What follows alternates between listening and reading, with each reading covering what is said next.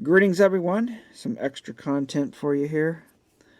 I have the SATA power cable here, and it is badly corroded. I broke the top portion of it off here so you could see it better. Look how badly corroded it is. And well, you probably can't see inside of this one very well, but it is corroded just as bad. You can see a little bit.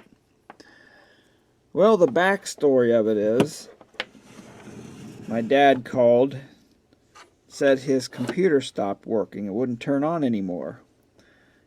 So I went to his place to see what the problem was. Turns out the power supply went bad.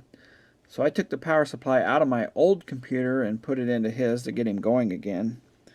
And I decided to take the hard drives out of my old computer.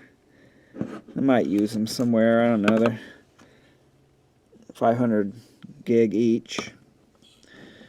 And when I first put them in, I got this power splitter cable because I didn't have enough connectors.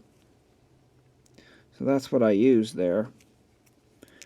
And well, when I took it apart, I noticed there was this really bad corrosion.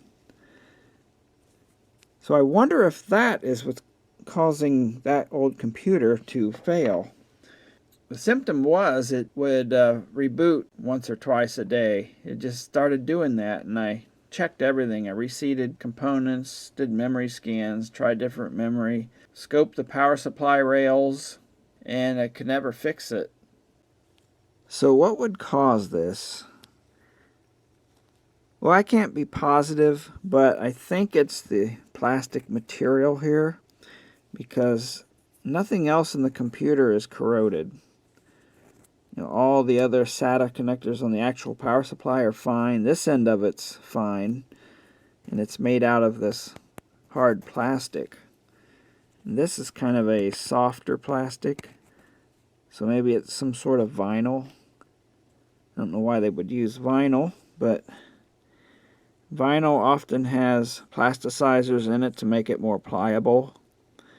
And I've seen videos where power cords would get that green corrosion from copper due to the plasticizer and the vinyl leaching out and corroding the copper.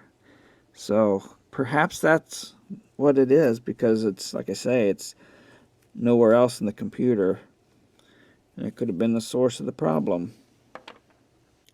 I was able to clean up the connectors on the drive. Some of that, of course, transferred over to the connectors. I had to use very fine sandpaper, and then I cleaned it up with contact cleaner and got most of the corrosion off the drives, as you can see here. Just a tiny bit there.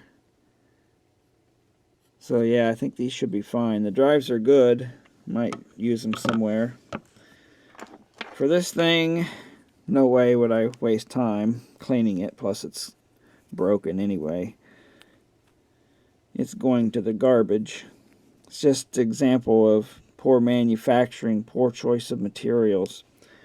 Well, that's it for this one. Thanks for watching.